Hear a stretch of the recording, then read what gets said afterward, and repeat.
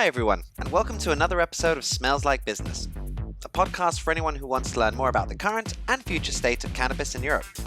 Every episode we talk to different business owners and cannabis specialists, making it easier for you to enter and better understand the cannabis industry.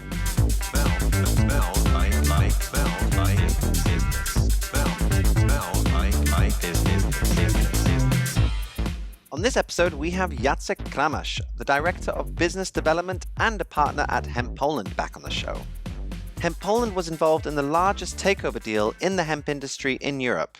They were acquired by the Green Organic Dutchman, one of the largest Canadian cannabis companies, back in 2018. We discuss how the deal happened, how the company has changed and grown since the acquisition, what to look for in an investor, as well as how the hemp and CBD industries can still develop and move forward in Europe. On episode 12, Jacek and I discussed how HemPoland grew from humble beginnings to becoming one of the European CBD market leaders with their CBD brand, Cannabigold. We also discussed how HemPoland became the first privately owned company in Poland to obtain a state license, allowing them to grow and manufacture hemp, as well as many other topics. If you haven't listened to that episode, I highly recommend you do so first before listening to this one. But yeah, let's talk a little bit about the takeover. So you guys were acquired by the Green Organic Dutchman in 2018, and it was the largest takeover deal in the hemp industry in Europe, which is quite something. So what's the story? How did this happen?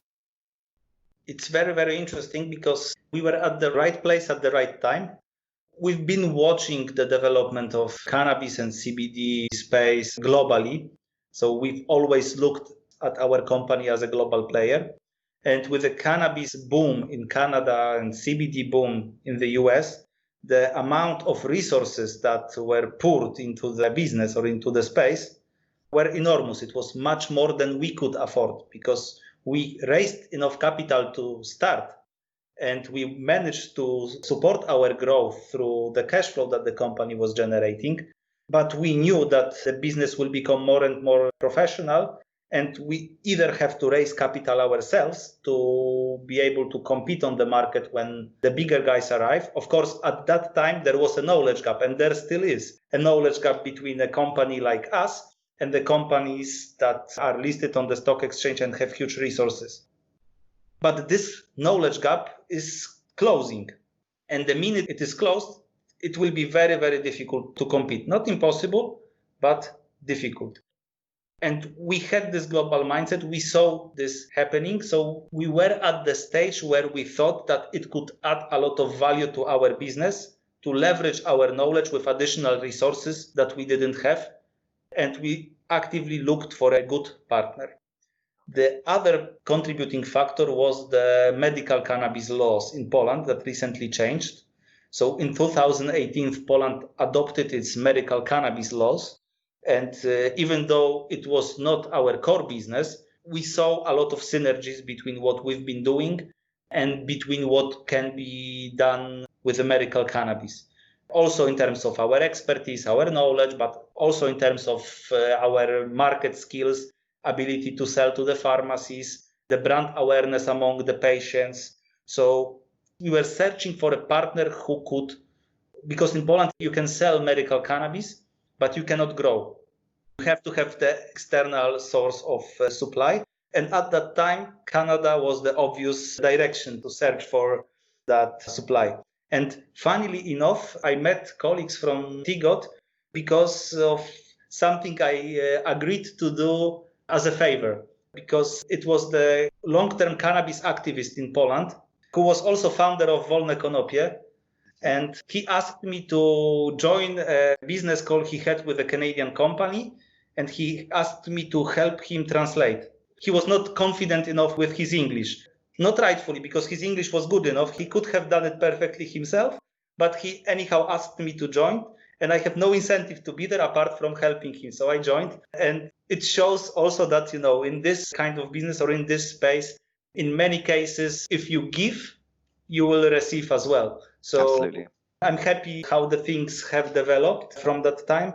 So at some point, we were searching for a partner who could help us capitalize better our operation. because we also knew that a lot of investments are needed into R&D to constantly develop the product if you don't grow or if we stop our growth, effectively we're going backwards. So we knew we need to inject capital.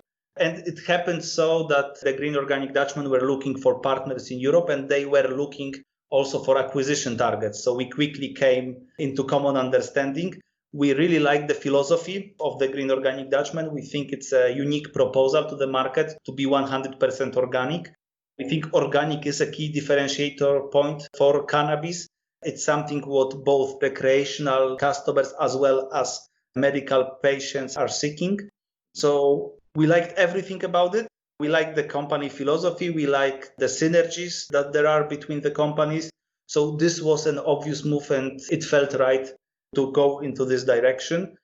And it's great that it came out of a phone call or just trying to help a friend of yours with translation. And from that, you had the biggest takeover in Europe in the hemp industry. I think that's amazing, just from being in the right place at the right time.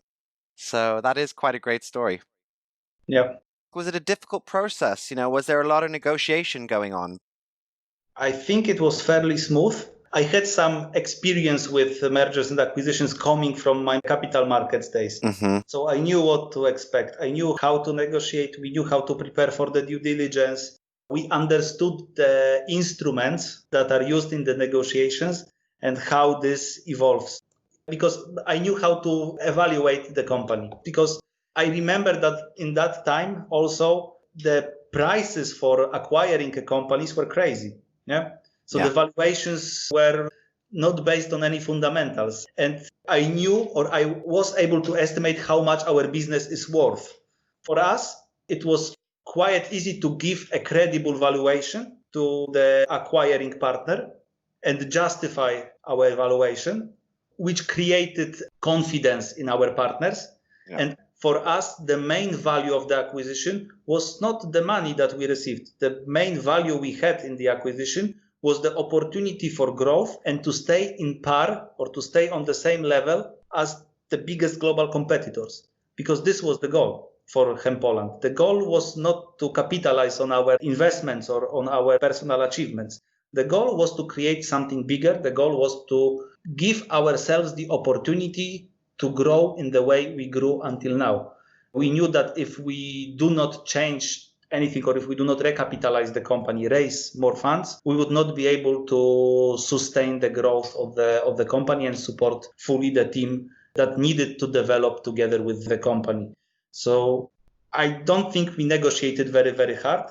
And the negotiations happened in different areas where people think they happened. We did not negotiate about the money. We more negotiated about the plans for the future and how we envisage the growth, how we envisage the development, how do we see the position of HemPoland within the group, how do we work together later on, etc., etc. So from that perspective, I think it was relatively smooth and friendly, and it was not a very complicated process. Of course, there was a lot of emotion in that, a lot of sentiment that we needed to deal with. But effectively, it was a successful process, and I think looking back in time, everyone who participated should be proud of it and achieved their goals. Okay, great. Well, that's good. Like I said, it happened a couple of years ago, so if you can look back and you feel it's the right decision, then it must have been. I know that the Green Organic Dutchman, they took over with 100% stake of the company. So why was that? Why did you agree to have 100% takeover? There was several reasons for that. The main reason was that if it is, let's say, a lesser investment into the company, effectively there might be some sort of a conflict of interest between the founding team and the new owner. And the founding team typically have very strong view and very strong perception to which direction the company should go. It's not necessarily in line with the overall strategy of the group. And in order to avoid this kind of conflicts, we decided that it is safer and more transparent for everyone to go for a 100% acquisition. Initially, we talked about partial sale, but quickly we changed for the 100% acquisition. We thought it's more logical step and creates less potential room for conflict of interest. Yeah, that makes sense. Did you notice many or any significant changes after the takeover, or was it business as usual, except for the fact you had a lot more investment and money to work with, of course? Of course, a situation like that or the acquisition like that changes everything that you have in the company. It changes everything in the mindset of the managing team. It changes the goals, the strategy of the company, the way you approach every single decision you take as a company. Because in HemPoland, in which I was the owner or one of the owners, when I took a decision, I took it on my behalf and on behalf of other owners who worked in the company and with whom I had a daily contact. If I'm taking a decision for HemPoland right now, I'm taking a decision on behalf of our shareholders or the shareholders of our parent company, to be precise. So in the end, whatever risks I'm not taking risks with my own money. I'm taking risks with other people's money. And this is subjective and also depends on the mindset of the people, but I'm more risk averse when I take a risk with other people's money. With mine, I'm able to justify a lot of more risks than when I'm delegated to manage risks for others. And in the difficult space from the regulatory perspective, like the space around CBD in Europe, it is more complicated to take decisions in the setup where you're not risking with your own money. So you have to behave differently, conduct your business differently. I think that the change of the mindset that we encounter was very important for the long-term success. Because one thing is that when you are the private owner, you are more prone to take risks, or you're more likely to take various risks, or you choose risks differently. But the point is that the risks from time to time have the tendency to materialize. So when you're the owner of the company, you take risks, you have a success for 2-3 years, and you feel like you're invincible. You see these risks, but anyhow you decide to take it because for 3 consequent years, you've been taking risks, you're used to it, and you think you're immune. But this is not the case. When you have to take a decision on behalf of other people's money, basically, then you put more attention to the fact that the risk might materialize and that it will not be you who suffer the consequences, but the people who trusted in you. And this changes your view. It might affect your short-term performance because there will be some opportunities that you will miss because of that, but it gives you a different perspective on the long term and gives you a lot of benefits in the long term because you tend to feel more strategically and less tactically. So this changes, at least for me, this was the biggest change that I saw in how we behave or how we run the company after the acquisition. Okay, interesting. Yes, I also know that becoming a leader in the European market is one of your main focuses at HemPoland. But now that you are actually owned by a Canadian company, has that changed at all? And are you shifting some of your focus to North America? No, the strategy of the company is that HemPoland is the European company, and this is where we focus our activities. The North American markets are more perimeter of where our parent company operates. We're supporting the operations, of course, whenever necessary, but European markets itself are big enough and it's a goal ambitious enough for the team to focus on right now. Of course, yes, that does make a lot of sense. What advice would you give to anyone who is considering looking for a potential investor or investors? I think that when you do it, you have to answer yourself very well why you're looking for the investor. What is the need? Why do you need an investor? Why are you searching for the investor? And what do you need from that investor? Because this gives you an answer, what kind of investor do you need? Second advice is to be realistic about your valuation, especially today. I think it will become increasingly difficult to raise capital in CBD and cannabis space in the upcoming years. And third thing would be to be transparent or make your potential investor aware of all the potential risks that the company will be facing also on the regulatory front, because this will hugely affect the strategy the company will take and therefore will also affect the appetite of the investor. Basically, you have to manage the expectations of the investor. And if the investor is not aware of the various Problems, difficulties. Problems in the regulatory space, exactly. He will not understand the strategy and he will not have the realistic expectations about what is achievable and what is not achievable. So I think these are the 3 things for me would be important at this stage. Yeah, interesting. Yeah, so be as transparent as possible in both the good and the bad. Yeah. Especially the bad. Oh, especially the bad. Okay, okay. So I got a couple questions that are a bit more European focused. So you're based in Poland, and I was just wondering, what is it like being a hemp and CBD company operating out of Poland? Has it been challenging or is it difficult? Because the impression I get is that Poland has got quite strict laws and regulations, that it's not actually maybe the easiest country to set up and run a business. What would your take on that be?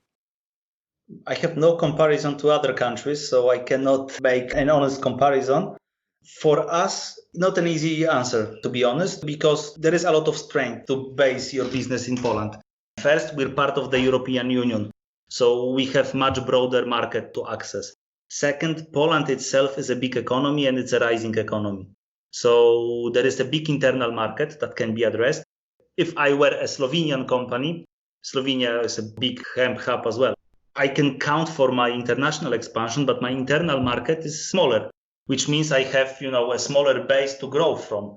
Whereas for us, if we establish ourselves as a big player on the Polish market itself in the long term is big enough to sustain a huge CBD player. 40 million people in population with growing GDP per capita gives a great base in the growing business to build a company.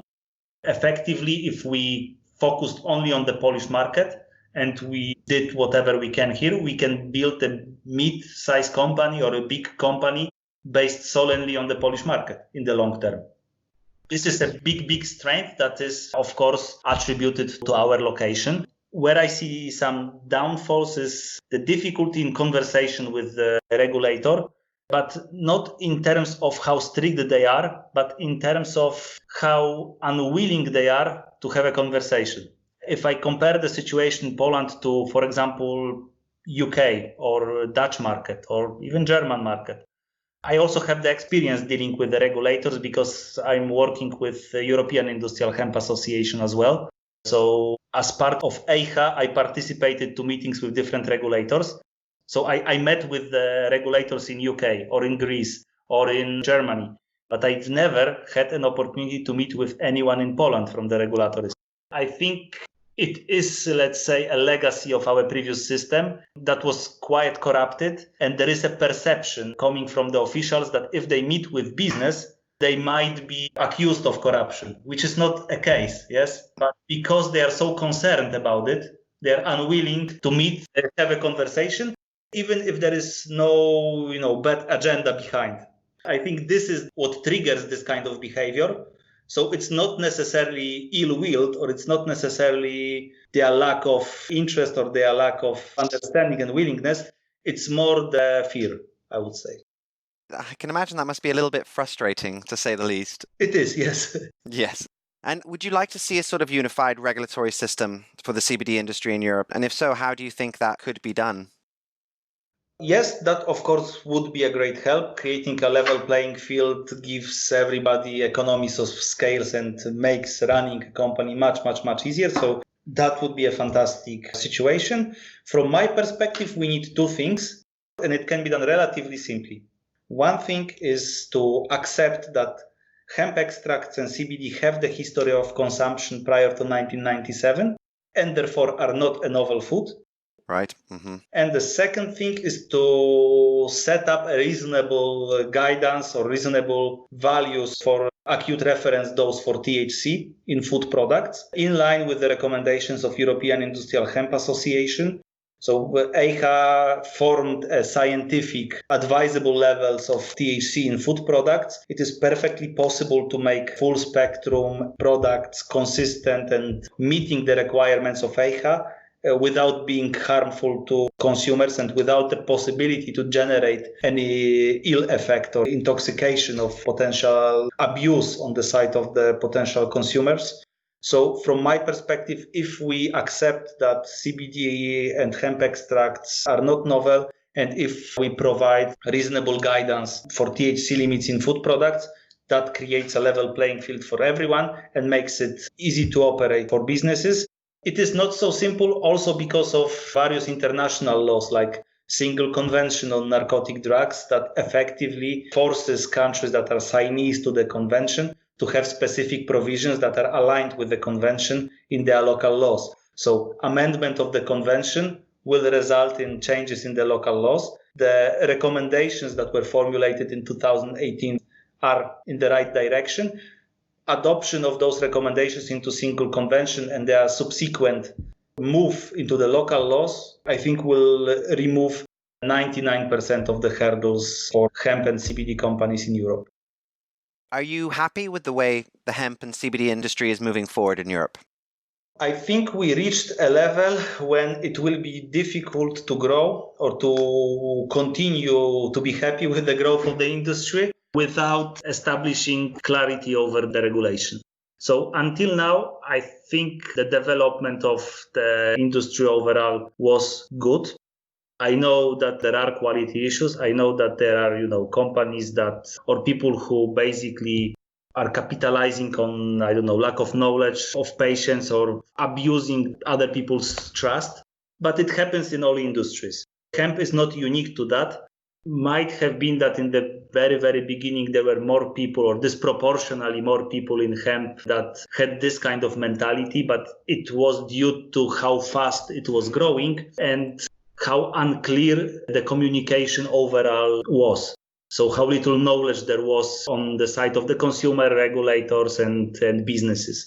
But that's a typical characteristics for every infant industry. But I would say I'm proud of how the industry developed and how it is changing. I think the next step that needs to be done is to clarify the regulatory landscape. Without that, we reached the size in which we can no longer be ignored by the regulators, and lack of understanding on their side will result in many, many troubles if we continue the way we continue. So I'm hopeful that with the joint effort, we will be able to pave the way for the future for the whole industry. Yes, as am I, absolutely. Well, I only have one last question, and that is, if you could go back in time, is there anything you would do differently? No, for one reason. I can give you a more elaborate answer or less elaborate answer. So less elaborate answer is I'm happy in the place I am right now. I know that in the early days, we've been taking tens of decisions every day, smaller and bigger decisions, and small decisions lead to a bigger decisions. If I take out one domino from that path, I don't know where I arrive today, and I'm happy where I am. For this reason, I should not question the choices we've done in the past. We've made the mistakes, but mistakes are also teaching you something. So if I have not made them, I wouldn't have known what I know today. You learn from your mistakes. Do you know who is Leszek Balcerowicz? You've heard this name before? No, I don't think I have. Leszek Balcerowicz is the economist, and he was the Ministry of Finance during the transformation. So when Poland changed from the communist economy to the capitalist economy, Poland was the first country that changed its laws and changed its economy from communist to capitalist. And Leszek Balcerowicz was the Ministry of Finance, and effectively he was responsible for the transformation.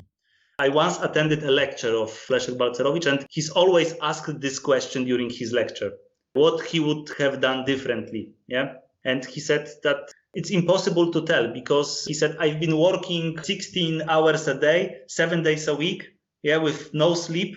And we were taking decisions and doing and moving so fast that we were not able to consider every single decision. It was not about each decision. It was about how radically you are taking them and how fast you are moving forward.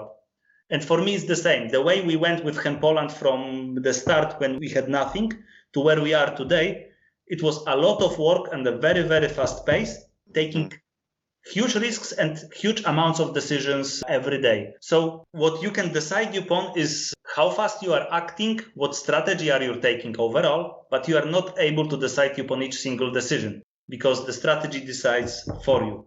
That makes a lot of sense. And of course, in this hemp world and CBD industry, it is moving so fast and growing so rapidly that if you had to stop and think and contemplate on every little decision you make, you wouldn't get anywhere. You'd have to go backwards. So I guess it's just full steam ahead and believing in the bigger picture and having, like you said, a strong strategy and a strong team to work with to really achieve that.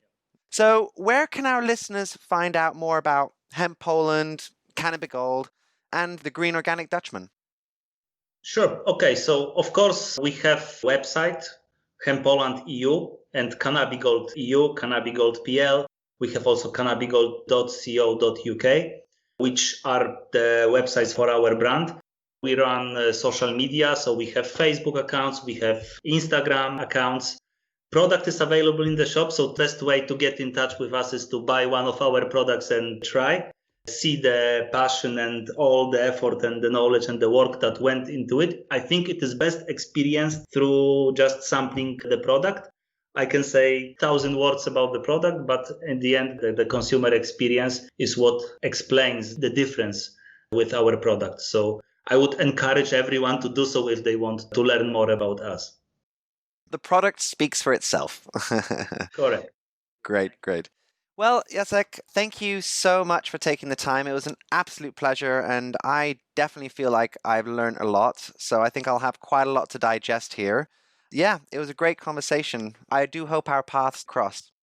Thank you for this opportunity. I'm always happy to talk to people who have genuine passion in the business. So also interesting questions stimulated my mind and allowed me to reflect on many things.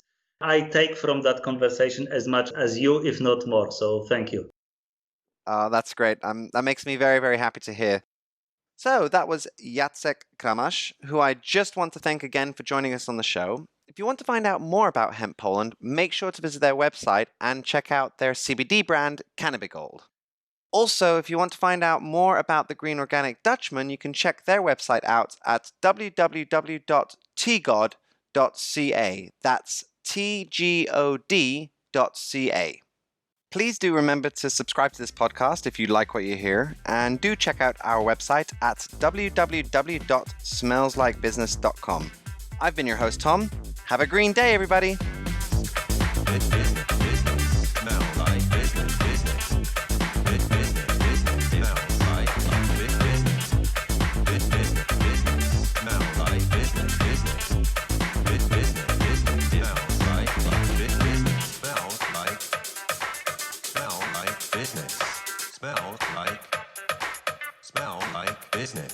Smell like business.